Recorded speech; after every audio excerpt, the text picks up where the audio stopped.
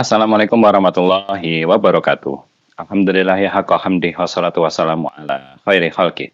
Sayyidina Muhammadin abdihi wa rasulih wa ala alihi wa sahbihi min ba'di.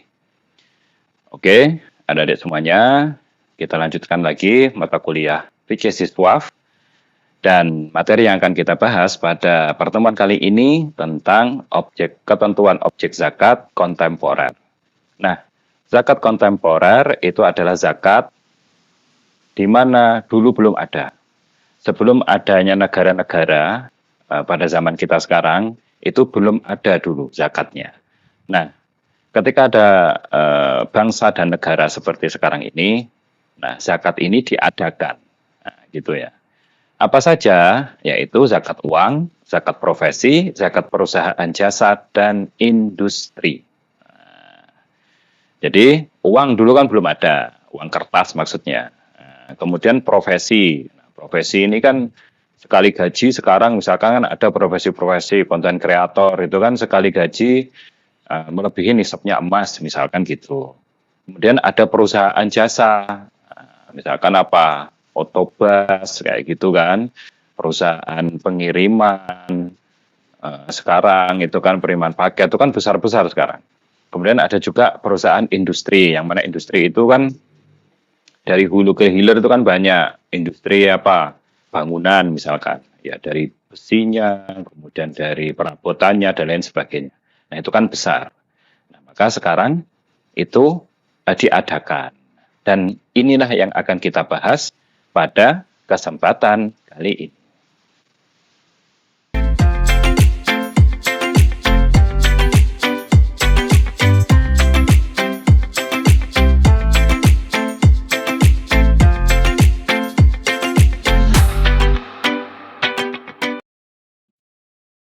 Yang pertama, kita akan membahas tentang zakat uang. Ulama kontemporer sepakat atas wajibnya zakat uang, baik uang kertas, digital, dan lainnya. Nah, karena itu dianggap uang gitu ya. Kenapa? Sebab sekarang uang menjadi mata uang utama. Uang kertas dulu ya, itu awalnya uang itu kan uang kertas. Itu menjadi mata uang utama dan telah menggantikan posisi emas dan perak pada zaman dulu. Kalau dulu transaksinya pakai emas atau perak, nah sekarang pakai uang kertas. Bahkan sekarang pakai uang digital. Nah, penggunaan uang khususnya kertas sebagaimana uang utama dimulai sejak Perang Dunia ke-1. Nah, dari Perang Dunia ke-1 itu uang kertas dipakai. Nah, berarti kan ya belum lama, katakan seratusan tahun yang lalu belum ada malahnya. Nah, kewajiban zakat pada uang adalah pasti dan tidak diragukan lagi, sebab uang telah menjadi harta utama mayoritas manusia, menjadi modal utama dalam perdagangan dan perusahaan, dan juga menjadi mata uang yang berlaku di seluruh negara. Nah, karena sekarang ada konsep negara, maka uang kertas berlaku, kan gitu. Nah, karena itu berlaku, maka menjadi harta utamanya mayoritas manusia.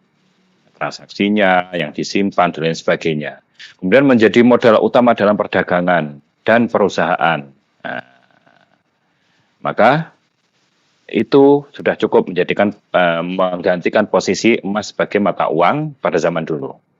Maka jika ada yang berpendapat tidak wajib zakat pada uang, itu adalah ijtihad yang keliru menurut Wahbah Zuhaili. Karena ada ulama dulu itu juga nggak mau zakat uang. Nah, pendapat seperti ini tidak bisa, tidak boleh, nah, gitu ya. Nah, siapa yang istilahnya itu menentukan itu nggak boleh ya? Wahbah Zuhaili, ada juga dalam kitab Mausu'ah Fiqhiyah Kuwaitiyah. Itu juga ditulis dalam muktamar juga sudah dibahas. Nah, nisab zakat uang mengacu pada nilai emas yaitu 85 gram dan perhitungannya harus digabungkan seluruh nilai uang yang dimiliki, baik tunai maupun saldo di bank dalam bentuk giro, tabungan, dan deposito. Jika haulnya atau 1 tahun kemudian senilai 85 gram emas, maka wajib zakat uang. Nah, jadi zakatnya, perhitungannya disamakan dengan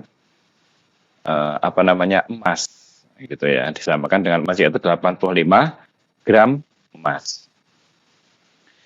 Nah, ini contoh perhitungan zakat uang ya. Ini perhitungan zakat uang bisa dilihat di sini pakai 1 tahun Hijriah ya, yaitu tanggal, kemudian uang tunai, kemudian saldo bank gitu ya. Nah, kemudian saldonya akhirnya berapa? Ini langsung saja saya ke misalkan saya punya uang itu di tanggal 10 bulan 4 1447 Hijriah. Nah, itu sebesar 125 juta. Nah, sedangkan nisab gram emas misalkan 1 juta ini ya. 125 berarti kan lebih banyak dari 85 juta. Nah, kemudian ditunggu 1 tahun terus gitu ya. Nah, ini saya potong sengaja. Nah, misalkan di tanggal 10 yang sama, bulan 4, 1448 Hijriah atau 1 tahun kemudian, saldo yang ada di bank atau uang kertas yang kita miliki dihitung kok masih 100 juta, maka itu wajib zakat. Gitu ya. Karena 100 juta lebih banyak dari 85 juta nisabnya emas. Walaupun di tengah-tengah ini, ya di tengah-tengah ini berkurang, tidak ada yang berkurang ya, di sini nggak ada yang berkurang, ataupun misalkan berkurang ya, berkurang maksudnya di bawah 85 juta nisabnya emas, tapi kemudian di tanggal wajibnya zakat ini 1 tahun kemudian ini kita hitung lagi ternyata 100 juta atau lebih dari nisabnya emas, lebih dari 85 juta, maka wajib zakat. Nah, di sini ada hitungan awal haul pertama. Tanggal 1 bulan 1 yang nomor pertama kan 90 juta, lebih dari 85 juta dihitung. Ternyata putus haul 50 juta. Nah, kemudian awal haul kedua dapat uang lagi.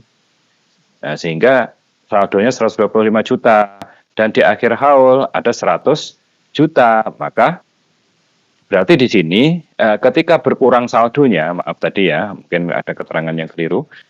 Jika saldonya di bawah nisabnya 85 gram emas, maka haulnya terputus gitu ya, diulangi lagi. Ya, ini kan terputus. 50 juta ini terputus berarti.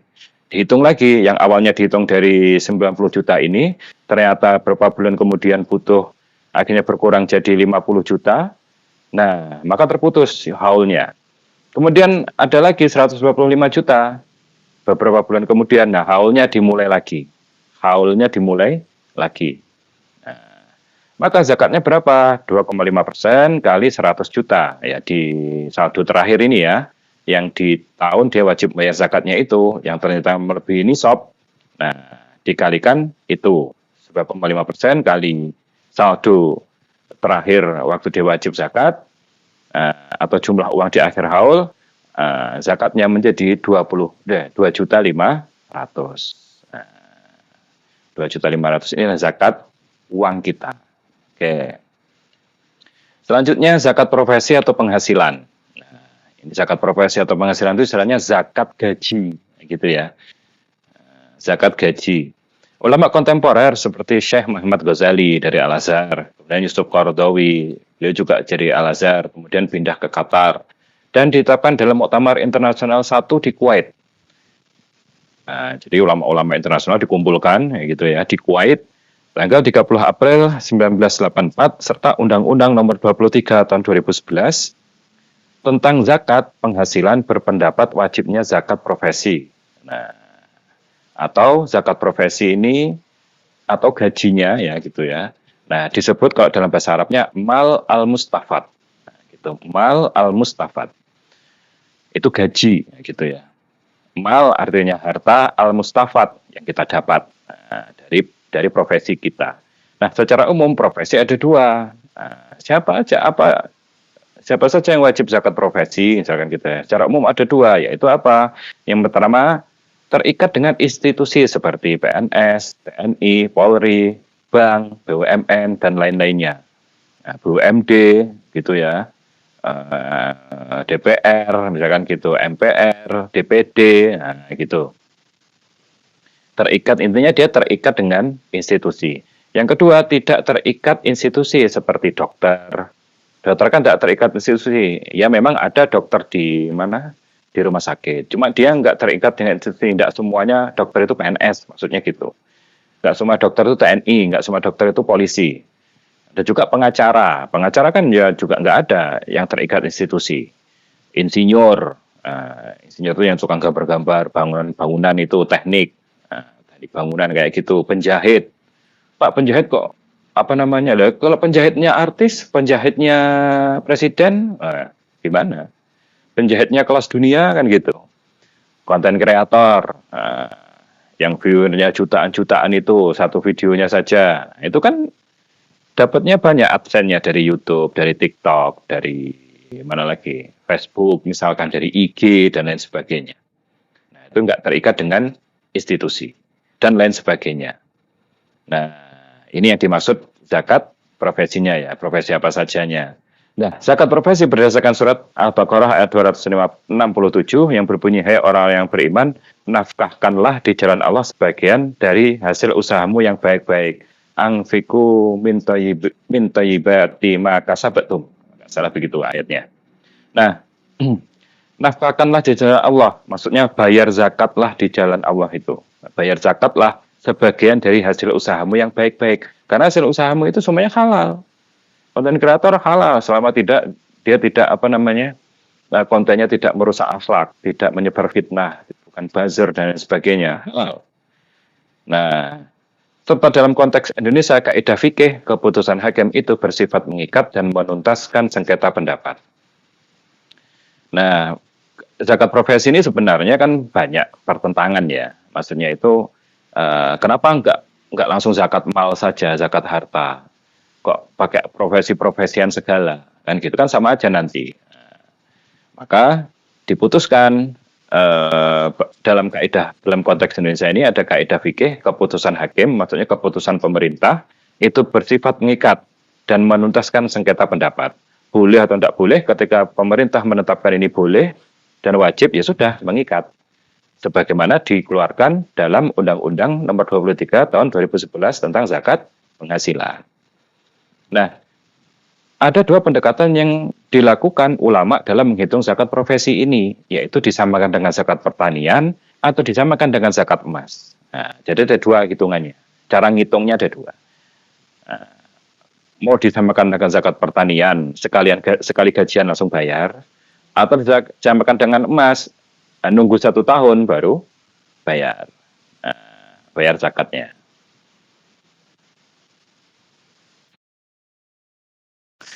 Nah, ini apa namanya, contoh perhitungan zakat profesi.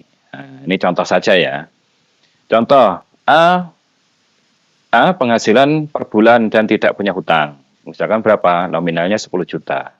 Kemudian B kebutuhan pokok. Nah, makanan pokok 1 jutaan, listrik 400 ribuan, PDAM 250 ribuan, pendidikan anak 400 ribuan, kebutuhan pokok lainnya 150 ribu. Di total 2.500.000. Nah, penghasilan yang terkena zakat yaitu A dan B. Yang pertama, nisab zakat Basnas, nisab zakat pertanian. Nah, maksudnya Basnas ini saya mengambil nisab zakat pertanian ini menurut versinya Basnas gitu ya. Kalau Basnas kan 653 kg gabah. Nah, misalkan kita pakai versi Basnas. Kalau versi Madzhab Syafi'i kan 817 kilograman gabah. Kalau Madzhab Hanafi berapa? 1.400-an kilogram gabah. Nah, gitu. Nah, sekarang pakai versi Basnas. Nisab zakat pertaniannya kali per kilonya, katakan gitu ya, per kilonya 10.000. Maka semuanya berapa? 6.530.000. Nah, sedangkan zakat profesinya gimana? Berarti kan 7.500.000 itu lebih besar jumlahnya daripada 6.530.000. Zakat profesinya disamakan nisabnya dengan kadar zakat pertanian, yaitu 5% kali 7.500.000. Ini kan 7.500.000 sudah dikurangi apa namanya, kebutuhan pokok gitu ya. Yaitu berapa? 375.000. Dibayarkan pas gajian. Karena apa? Kok dibayarkan pas gajian? Karena pertanian itu kan dibayarkan ketika panen. Berarti ketika panen atau dapat padinya, dia wajib zakat. Sama di sini, ketika dia gajian, entah bulanan, entah gajiannya itu bulanan atau per 3 bulan atau per 6 bulan atau 1 tahunan, itu dibayarkan zakatnya. Ada juga cara ngitungnya itu pakai zakat apa namanya pertanian, tapi bayarnya bulanan, nah, gitu. Saya juga agak bingung ini. Dalam artian gini, ini disamakan zakat pertanian, ya kan? Sedangkan zakat pertanian itu kan kalau pas panen. Nah, ini tidak bulanan. Zakat proporsi disamakan dengan kadar emas tapi tidak ada haul. Nah, jadi gajian langsung zakat. Kalau emas berarti kan 2,5%, yaitu kali 7.500.000. Nisabnya ikut pertanian, ya kan? Tapi kadar zakatnya itu pakai yang dikeluarkan ya, yang kadar zakatnya dikeluarkan pakai emas yaitu 2,5%. Nah, lucu ini kadang. Nah, kalau yang pertama tadi oke gitu ya, yang pertama ini oke. Yang A ini, yang B ini ya lucu, tapi ya seperti ini pendapatnya ulama gitu ya. Berarti dibayarkan per bulan, nah, gitu. Gajian langsung zakat. 800, kalau hitungannya 7.500.000 ini tadi ya, maka per bulannya 187.500 per bulan.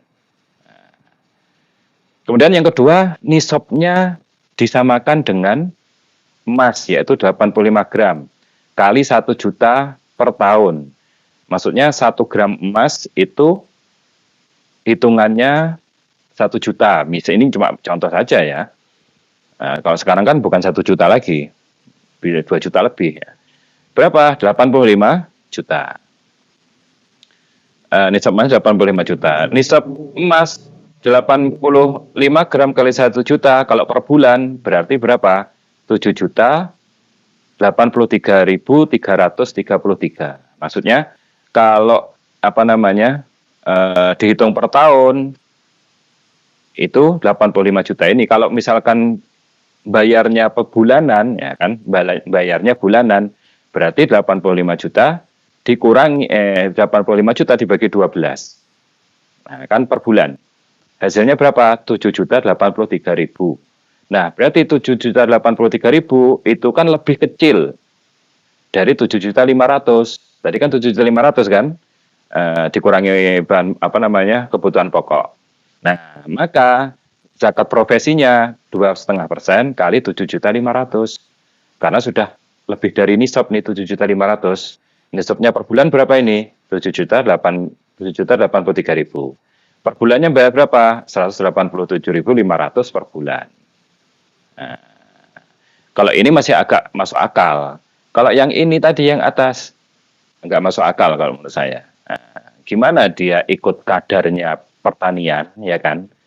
Kalau ikut kadarnya pertanian, zakat pertanian otomatis ya dikeluarkan seperti zakat pertanian kan 5%-nya. Nah, ini dikeluarkannya menurut zakat emas. ya itulah, tapi begitulah. Nah, tapi di sini ada juga Basnas. Nah, Basnas ini nisabnya disamakan emas, ya kan? Oke, disamakan emas kan, dibayarkan tiap bulan dan perhitungannya dari gaji kotor atau tidak dipotong kebutuhan pokok dan hutang, bukan gaji bersih. Nah, dasarnya PMA Peraturan Menteri Agama nomor 31 tahun 2019. Itu dasarnya. Nah, ini kalau menurut saya tidak setuju. Nah, gitu ya, saya tidak setuju ini. Kenapa? Karena satu, nisabnya disamakan dengan emas. Oke, masuk akal. Dibayarkan tiap bulan. Oke, masuk akal. Nah, ini loh, perhitungannya dari gaji kotor. Loh, gimana dengan gaji kotor? Kalau dengan gaji kotor ya, walaupun emas itu nggak ada potongan apapun gitu ya, dalam zakat emas kan nggak ada potongan apapun, kebutuhan pokok apa nggak dihitung kan kalau zakat emas. Tapi kalau punya hutang dia gimana? Gitu loh. Kalau punya hutang gimana? Kan nggak bisa.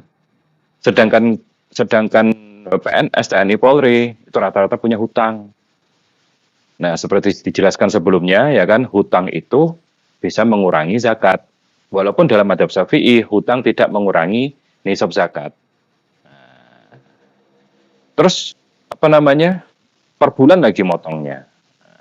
Kadang kan kita lihat itu ya apa ya, misalkan PNS gaji 10 juta gitu kan.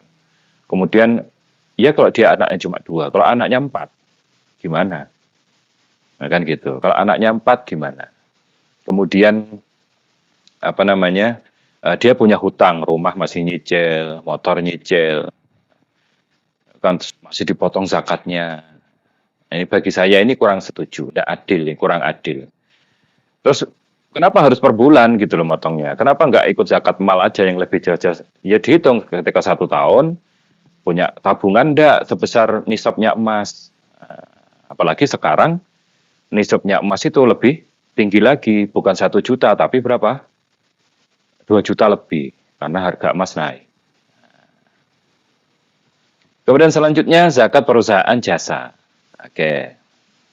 Zakat perusahaan jasa itu apa? Perusahaan jasa adalah perusahaan yang bergerak di bidang jasa seperti hotel, penginapan, transportasi, pengiriman, dan lainnya serta berlaku hanya untuk usaha jasanya saja, tidak digabung dengan usaha dagang lainnya. Yang khusus usaha saja, misalkan apa? Penyewaan traktor, penyewaan alat berat, nah, itu kan dapatnya banyak itu. Penyewaan alat tambang, nah, itu kan banyak ya kan. Maka di sini tidak termasuk perusahaan yang bergerak di bidang industri, perdagangan, pertanian, dan perkebunan sebab zakatnya masuk dalam zakat perdagangan, pertanian, dan perkebunan. Jadi di sini kalau kita punya usaha jasa, ya itu zakatnya sendiri. Kalau perusahaannya itu besar, gitu ya. Intinya pendapatannya besar lah gitu.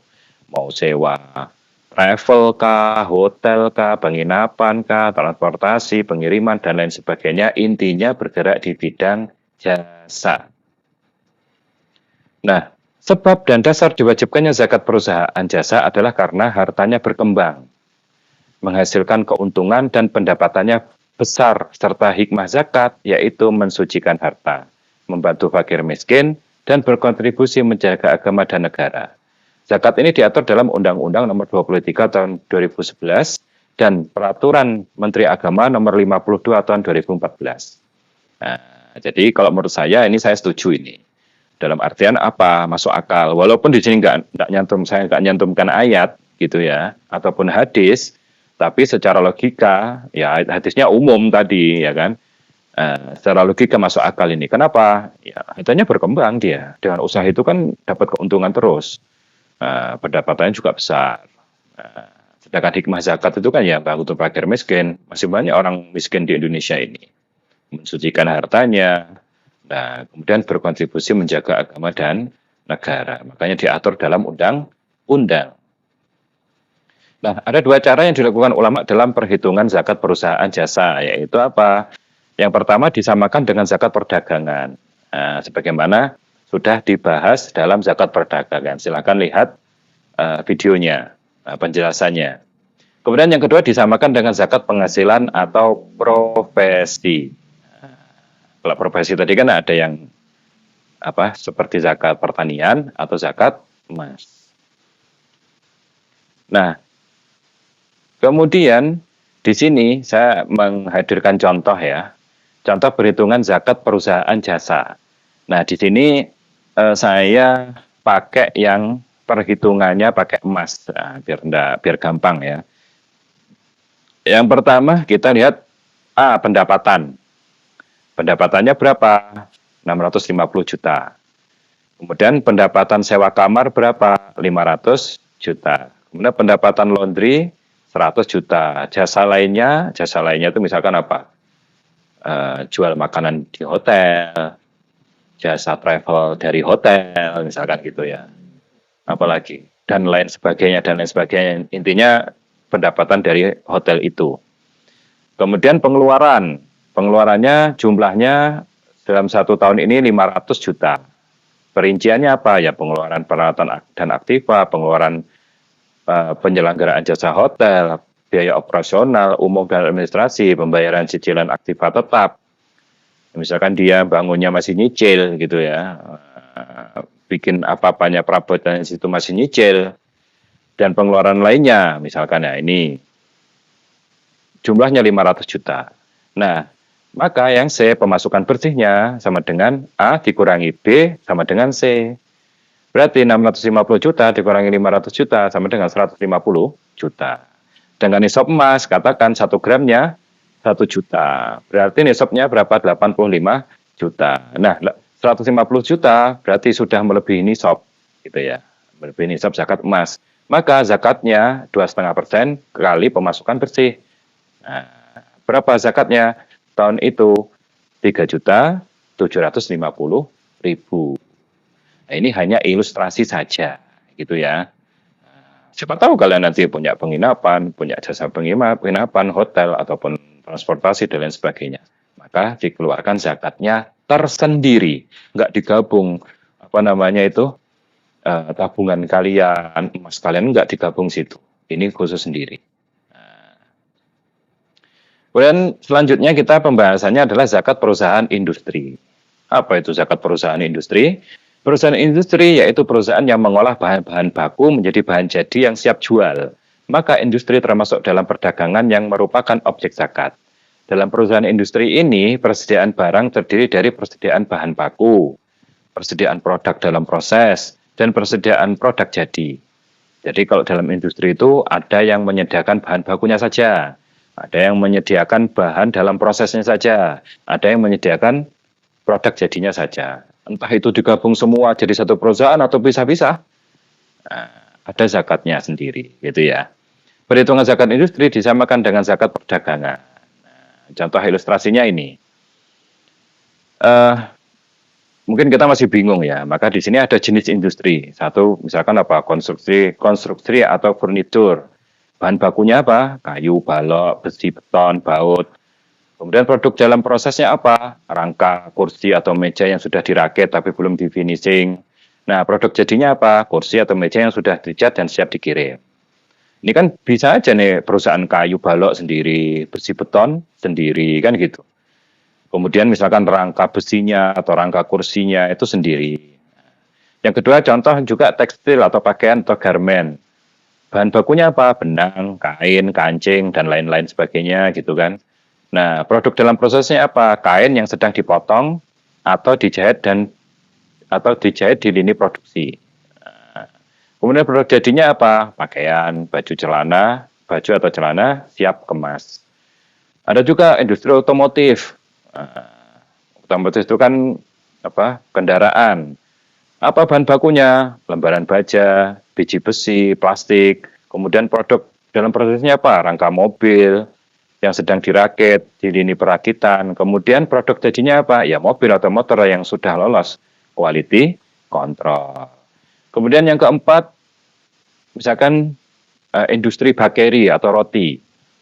Nah, bahan bakunya apa? Ya tepung terigu, gula pasir, telur, mentega, ragi, dan susu, dan lainnya gitu kan.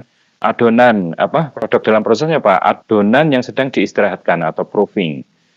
Adonan yang sedang di mixer atau roti yang sedang dalam proses pemanggangan di dalam oven. Nah, ini kan ada sendiri nih. Bisa aja perusahaannya ada sendiri, bukan langsung jadi satu kesatuan, enggak. Kemudian produk jadinya apa? Ya roti tawar, roti manis, atau kue yang sudah dikemas dan siap didistribusikan. Nah, ini terserah mau industrinya itu bahan baku saja, atau produk dalam proses saja, atau produk jadi saja, atau ini gabungan, maka ada zakatnya. Nah, ini contoh perhitungannya ya, zakat perusahaan industri. Nah, di sini keterangan objek zakatnya apa? Nah, objek zakatnya nominalnya jumlahnya itu ada 2.113.800.000. Dari apa ini diambilnya? Ya dari uang tunai, uang di bank, ya kan, produk jadi sempurna, produk dalam proses, kemudian bahan baku, gitu kan ada pasti perinciannya gitu ya.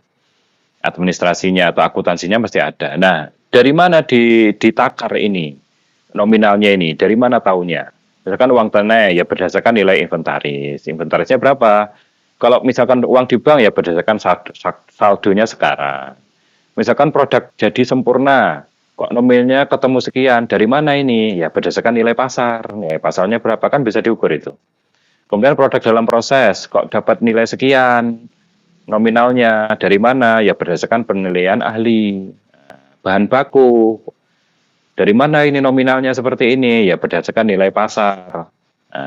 Kemudian ada piutang dan wesel tagih, ada jaminan di pihak lain, ada pekerjaan yang sedang berlangsung, ada janji dan pinjaman, ada kewajiban pekerja, ada piutang-piutang lain, dan juga ada cek yang dapat diperoleh.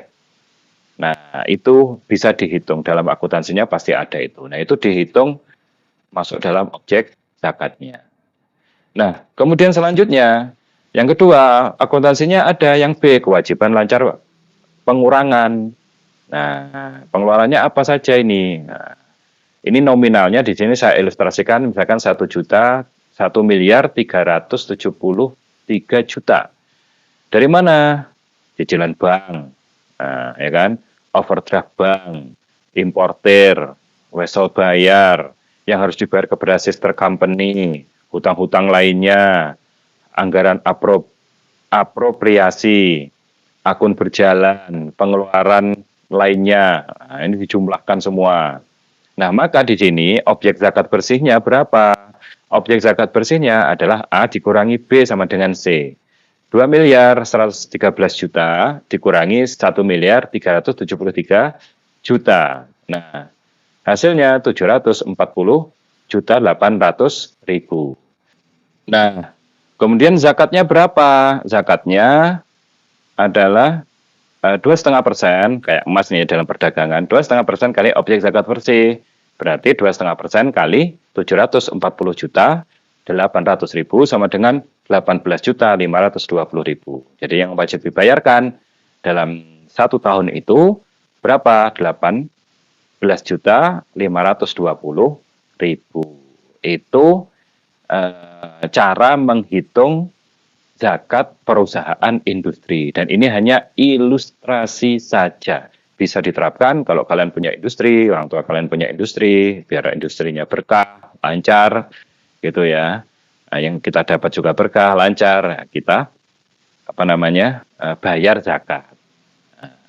Oke, adik-adik sekalian, ini saja dapat saya sampaikan pada kesempatan kali ini. Semoga bermanfaat ya. Adapun zakat, saham, obligasi, sukuk dan sebagainya, saya kira hampir sama, gitu ya. Atau kalian bisa lihat di websitenya Basnas. Nah, oke, terima kasih. Ini saja dapat saya sampaikan. Kurang lebihnya mohon maaf. Kalau ada kritik dan saran, silakan tulis di kolom komentar. Assalamualaikum warahmatullahi wabarakatuh.